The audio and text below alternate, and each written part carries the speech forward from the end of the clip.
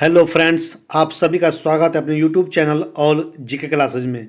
तो फ्रेंड्स, आज मैं इस क्लास में आप सभी को बायोलॉजी के टॉप 25 क्वेश्चन को कवर कराऊंगा।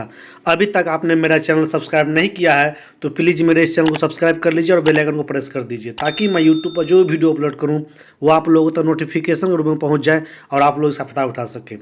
तो फ्रेंड्स, चलते हम लोग पहले प्रश्न की तरफ। आपका पहला प्रश्न है, निम्नलिखित में से किस में श्वसन के दौरान कार्बोहाइड्रेट विखंडित हो जाता है? कुल 4 ऑप्शन दिए गए हैं। पहला ऑप्शन है ग्लाइकोजन, दूसरा ऑप्शन है कार्बन डाइऑक्साइड और जल, तीसरा ऑप्शन है ऑक्सीजन और कार्बन डाइऑक्साइड, चौथा ऑप्शन है ग्लूकोज। इन चारों ऑप्शन में से जो सही ऑप्शन है, सही विकल्प है, उसका आप लोग चयन कीजिए।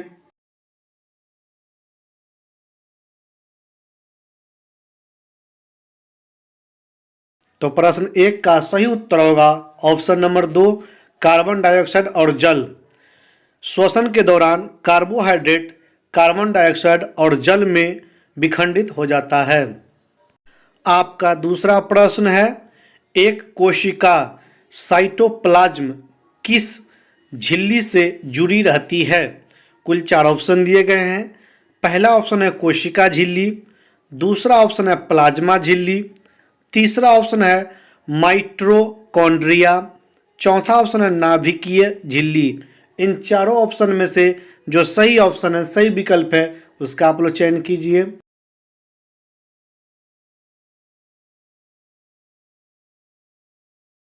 तो प्रश्न 2 का सही उत्तर होगा ऑप्शन नंबर 2, प्लाज्मा झिल्ली।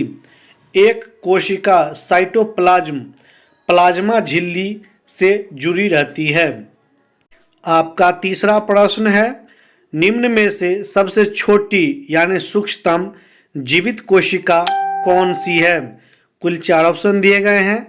पहला ऑप्शन है कोशिका झिल्ली, दूसरा ऑप्शन है माइकोप्लाज्मा, तीसरा ऑप्शन है बैक्टीरियम, चौथा ऑप्शन है नाभिकीय झिल्ली। इन चारों ऑप्शन में से जो सही ऑप्शन है, सही विकल्प है, उसका आप लोग चयन कीजिए।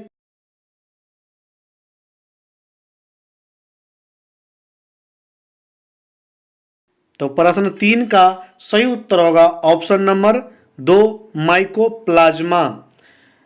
माइकोप्लाज्मा सबसे छोटी यानी सूक्ष्मतम जीवित कोशिका है। आपका चौथा प्रश्न है, निम्न में से सबसे बड़ी जीवित कोशिका कौन सी है? कुल 4 ऑप्शन दिए गए हैं।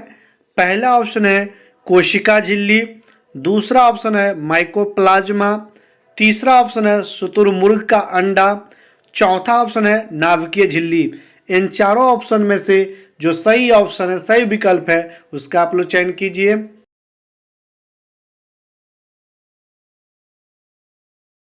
तो प्रश्न 4 का सही उत्तर होगा ऑप्शन नंबर 3, शुतुरमुर्ग का अंडा। शुतुरमुर्ग का अंडा सबसे बड़ी जीवित कोशिका है। आपका पांचवा प्रश्न है, निम्न में से किसे जोकर ऑफ प्लांट किंगडम कहा जाता है? कुल 4 ऑप्शन दिए गए हैं। पहला ऑप्शन है कोशिका झिल्ली, दूसरा ऑप्शन है माइकोप्लाज्मा, तीसरा ऑप्शन है शुतुरमुर्ग का अंडा, चौथा ऑप्शन है नाभिकीय झिल्ली। इन चारों ऑप्शन में से जो सही ऑप्शन है, सही विकल्प है, उसका आप लोग चयन कीजिए।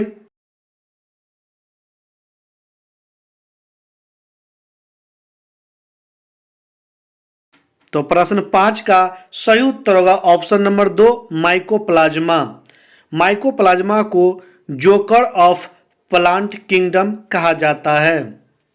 आपका छठा प्रश्न है, पौधे का वह भाग जो पानी एवं विलेयों को जड़ों से पौधों के अनेक भागों में ले जाता है, वह क्या है? कुल 4 ऑप्शन दिए गए हैं। पहला ऑप्शन है फ्लोएम, दूसरा ऑप्शन है जाइलम, तीसरा ऑप्शन है ग्लाइकोजन, चौथा ऑप्शन है अपचयन। इन चारों ऑप्शन में से जो सही ऑप्शन है, सही विकल्प है, उसका आप लोग चयन कीजिए।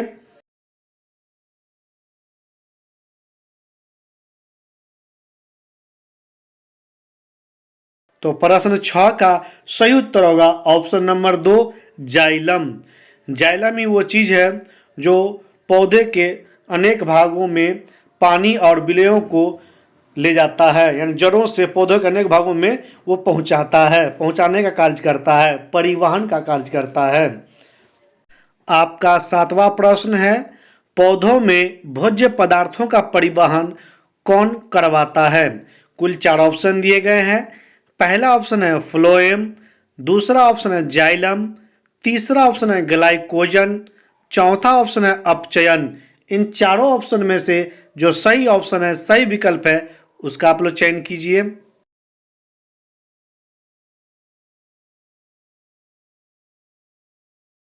तो प्रश्न 7 का सही उत्तर होगा ऑप्शन नंबर 1 फ्लोएम। पौधों में भोज्य पदार्थों का परिवहन फ्लोएम द्वारा होता है, यानी फ्लोएम ही करवाता है। आपका 8वां प्रश्न है, श्वसन किस प्रकार की प्रक्रिया है जिसके अंतर्गत भोज्य पदार्थ के ऑक्सीकरण से ऊर्जा मुक्त होती है? कुल 4 ऑप्शन दिए गए हैं। पहला ऑप्शन है फ्लोएम, दूसरा ऑप्शन है उपचयन एनाबोलिक प्रक्रिया, तीसरा ऑप्शन है ग्लाइकोजन, चौथा ऑप्शन है अपचयन कैटाबोलिक प्रक्रिया। इन चारों ऑप्शन में से जो सही ऑप्शन है, सही विकल्प है, उसका आप लोग चयन कीजिए।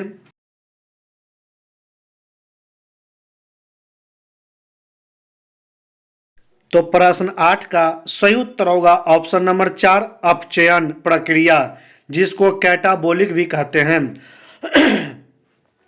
अपचयन प्रक्रिया के द्वारा ही यानी इसी के अंतर्गत भोज्य पदार्थों के ऑक्सीकरण से ऊर्जा मुक्त होती है।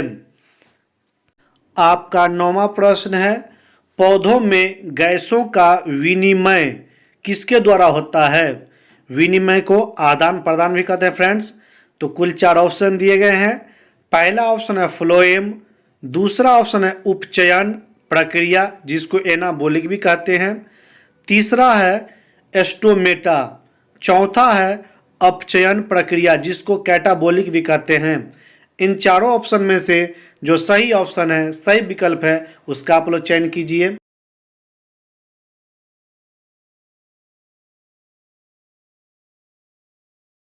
तो प्रश्न 9 का सही उत्तर होगा ऑप्शन नंबर 3 एस्टोमेटा।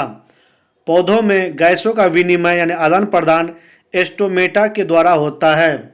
और एस्टोमेटा किसको कहते हैं फ्रेंड्स? आप लोगों को मालूम है, पत्तियों में जो छिद्र होता है उस छिद्र को एस्टोमेटा कहते हैं। आपका 10वां प्रश्न है, बच्चों का लिंग मुख्य रूप से निर्भर करता है। कुल 4 ऑप्शन दिए गए हैं। पहला ऑप्शन है पिता के वाई गुणसूत्र पर, दूसरा ऑप्शन है दादा पर एक्स गुणसूत्र पर, यहाँ पे दादा के एक्स गुणसूत्र पर होगा फ्रेंड्स, माता के एक्स गुणसूत्र पर, चाचा के वाई गुणसूत्र पर। इन चारों ऑप्शन में से जो सही ऑप्शन है, सही विकल्प है, उसका आप लोग चयन कीजिए।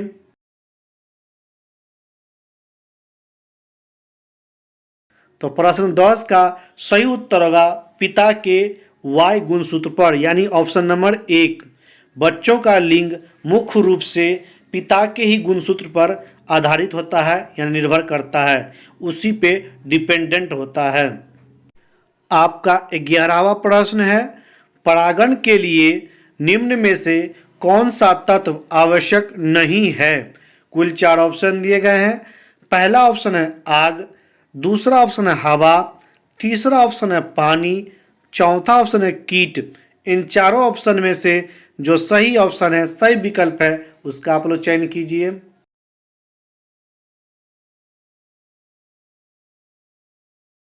तो प्रश्न 11 का सही उत्तर होगा ऑप्शन नंबर 1 आग। परागण के लिए आग की जरूरत नहीं होती फ्रेंड्स।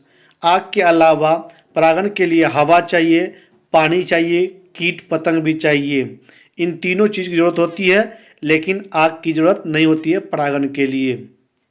आपका 12वां प्रश्न है, आधुनिक आनुवांशिकता का सिद्धांत किसने दिया था?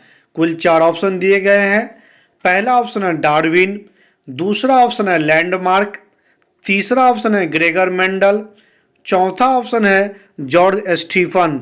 इन चारों ऑप्शन में से जो सही ऑप्शन है, सही विकल्प है, उसका आप लोग चयन कीजिए।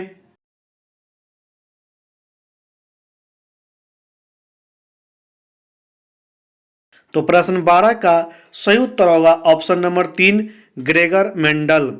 आधुनिक यानी मॉडर्न आनुवांशिकता का सिद्धांत ग्रेगर मेंडल ने दिया था। आनुवांशिकता को इंग्लिश में जेनेटिक भी बोलते हैं फ्रेंड्स। आपका 13वां प्रश्न है, कोशिकाओं में तत्कालीन ऊर्जा उत्पादन के लिए निम्नलिखित में से क्या लिया जाता है। कुल 4 ऑप्शन दिए गए हैं। पहला ऑप्शन है प्रोटीन और विटामिन डी, दूसरा ऑप्शन है विटामिन सी, तीसरा ऑप्शन है सुक्रोज, चौथा ऑप्शन है ग्लूकोज। इन चारों ऑप्शन में से जो सही ऑप्शन है, सही विकल्प है, उसका आप लोग चयन कीजिए।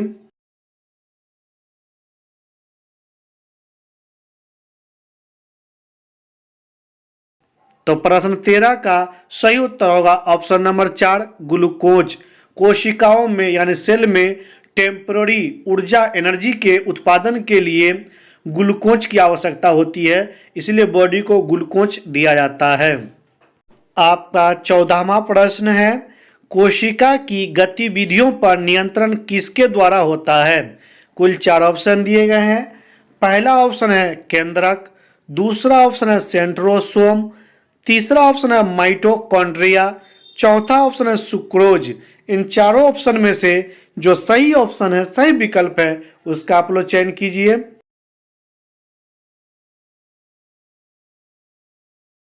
तो प्रश्न 14 का सही उत्तर होगा ऑप्शन नंबर 1, केंद्रक, जिसको इंग्लिश में न्यूक्लियस भी कहते हैं।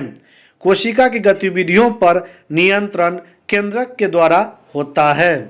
आपका 15वां प्रश्न है, पौधा कोशिका का पावर हाउस किसे कहा जाता है। कुल 4 ऑप्शन दिए गए हैं। पहला ऑप्शन है केंद्रक, दूसरा ऑप्शन है सेंट्रोसोम, तीसरा ऑप्शन है माइटोकॉन्ड्रिया, चौथा ऑप्शन है सुक्रोज। इन चारों ऑप्शन में से जो सही ऑप्शन है, सही विकल्प है, उसका आप लोग चयन कीजिए।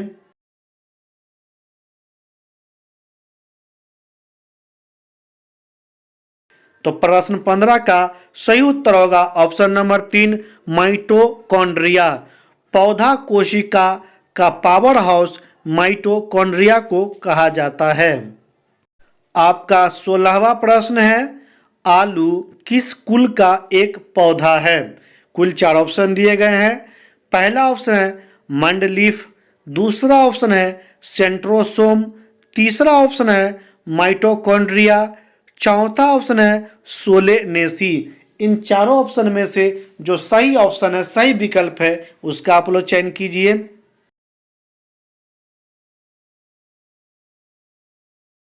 तो प्रश्न 16 का सही उत्तर होगा ऑप्शन नंबर 4, सोलेनेसी। आलू सोलेनेसी कुल का एक पौधा है यानी प्लांट है। आपका 17वां प्रश्न है, वनस्पति कोशिका तथा प्राणी कोशिका का अंतर किसकी उपस्थिति से स्पष्ट होता है। कुल 4 ऑप्शन दिए गए हैं। पहला ऑप्शन है कोशिका भित्ति, दूसरा ऑप्शन है माइटोकॉन्ड्रिया, तीसरा ऑप्शन है केंद्रिका, चौथा ऑप्शन है प्लाज्मा झिल्ली। इन चारों ऑप्शन में से जो सही ऑप्शन है, सही विकल्प है, उसका आप लोग चयन कीजिए।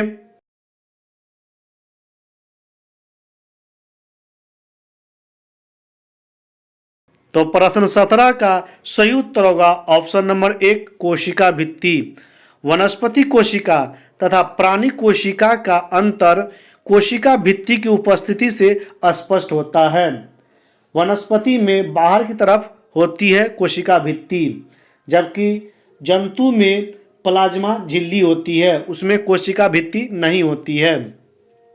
आपका 18वां प्रश्न है, उत्तक क्या है। कुल 4 ऑप्शन दिए गए हैं। पहला ऑप्शन है कोशिका भित्ति, दूसरा ऑप्शन है समान कोशिकाओं का समूह, तीसरा ऑप्शन है उत्तक विज्ञान की संरचना, चौथा ऑप्शन है प्लाज्मा झिल्ली। इन चारों ऑप्शन में से जो सही ऑप्शन है, सही विकल्प है, उसका आप लोग चयन कीजिए।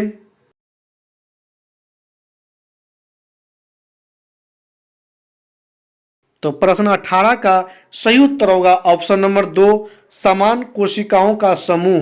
उत्तक उसी को कहते हैं, क्योंकि उत्तक में कोशिकाओं का जो संख्या होती है वो समान होती है, इसलिए कहा गया है समान कोशिकाओं का समूह यानी ग्रुप। आपका 19वां प्रश्न है, विज्ञान की वह शाखा जो जीव और वातावरण के बीच संबंध को बताती है क्या है? कुल 4 ऑप्शन दिए गए हैं।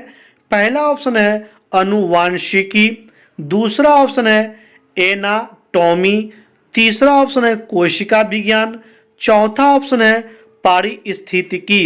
इन चारों ऑप्शन में से जो सही ऑप्शन है, सही विकल्प है, उसका आप लोग चयन कीजिए।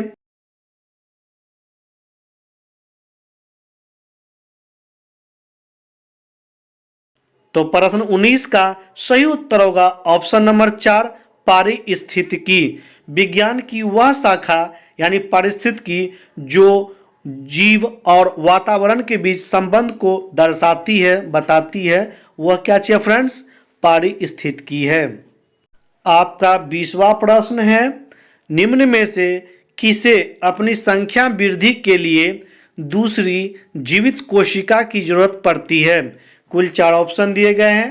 पहला ऑप्शन है जीवाणु, दूसरा ऑप्शन है विषाणु, तीसरा ऑप्शन है संयोजी उत्तक, चौथा ऑप्शन है हार्मोन। इन चारों ऑप्शन में से जो सही ऑप्शन है, सही विकल्प है, उसका आप लोग चयन कीजिए।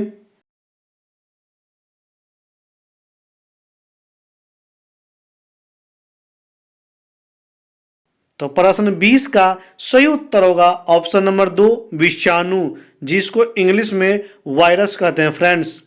अपनी संख्या वृद्धि के लिए दूसरी जीवित कोशिका की जरूरत पड़ती है, यानी विषाणु ही वो चीज़ है जिसको अपनी संख्या में वृद्धि के लिए, जनसंख्या बढ़ाने के लिए दूसरी जीवित कोशिका, फ्रेंड्स मृत कोशिका नहीं, जीवित कोशिका की जरूरत पड़ती है उनको। आपका 21वां प्रश्न है, पौधों में जियोट्रॉपिक प्रतिक्रिया किसके कारण होती है? कुल 4 ऑप्शन दिए गए हैं। पहला ऑप्शन है जीवाणु, दूसरा ऑप्शन है विषाणु, तीसरा ऑप्शन है ऑक्सीजन, चौथा ऑप्शन है कार्बन डाइऑक्साइड। इन चारों ऑप्शन में से जो सही ऑप्शन है, सही विकल्प है, उसका आप लोग चयन कीजिए।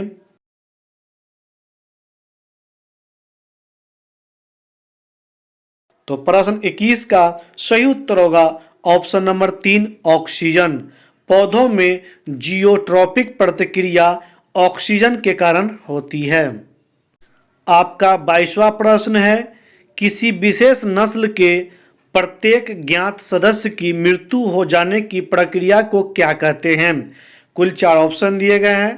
पहला ऑप्शन है विलोपन, दूसरा ऑप्शन है संकुचन, तीसरा ऑप्शन है अपचयन, चौथा ऑप्शन है उपचयन। इन चारों ऑप्शन में से जो सही ऑप्शन है, सही विकल्प है, उसका आप लोग चयन कीजिए।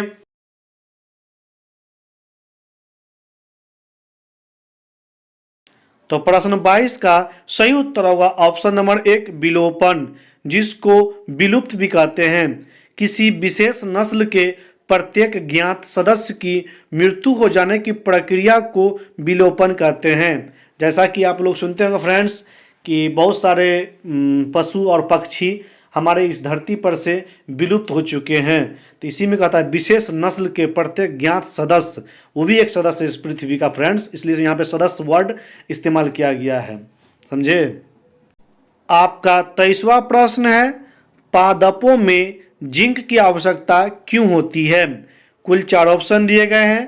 पहला ऑप्शन है पर्णहरित को सक्रिय करने के लिए, दूसरा ऑप्शन है पौधे को ऑक्सीजन पहुंचाने के लिए, तीसरा ऑप्शन है पादपों को नाइट्रोजन पहुंचाने के लिए, चौथा ऑप्शन है पौधे को जल और खनिज पहुंचाने के लिए। इन चारों ऑप्शन में से जो सही ऑप्शन है, सही विकल्प है, उसका आप लोग चयन कीजिए।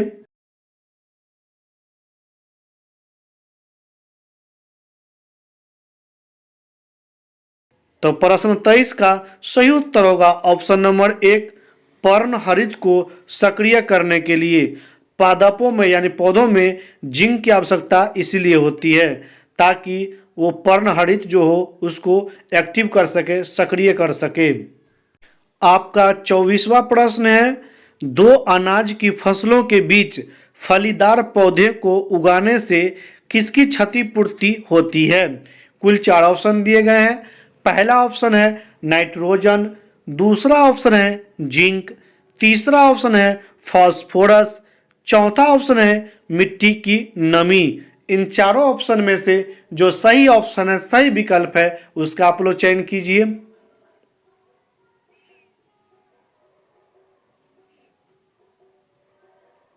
तो प्रश्न 24 का सही उत्तर होगा ऑप्शन नंबर 1 नाइट्रोजन। 2 अनाज की फसलों के बीच फलीदार पौधे को उगाने से नाइट्रोजन की जो क्षतिपूर्ति है वो पूरी हो जाती है। आपका 25वां प्रश्न है, यानी इस क्लास का लास्ट क्वेश्चन है फ्रेंड्स। जेनेटिक कोड की खोज किस वैज्ञानिक ने किया था? कुल 4 ऑप्शन दिए गए हैं। पहला ऑप्शन है सर जॉन क्रिक, दूसरा ऑप्शन है हरगोविंद खुराना, तीसरा ऑप्शन है चार्ल्स रोबिन, चौथा ऑप्शन है ग्रेगर मेंडल। इन चारों ऑप्शन में से जो सही ऑप्शन है, सही विकल्प है, उसका आप लोग चयन कीजिए।